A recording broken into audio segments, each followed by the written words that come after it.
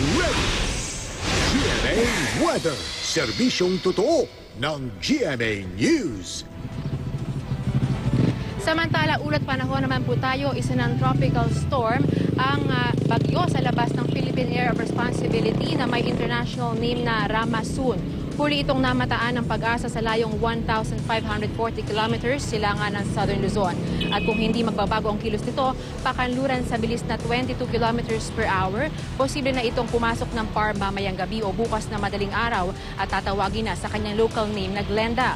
Sa forecast track ng Joint Typhoon Warning Center, lalo pa itong lalakas at magiging isang typhoon sa Martes at posibleng maglandfall sa Central Luzon sa Miyerkules o Huwebes.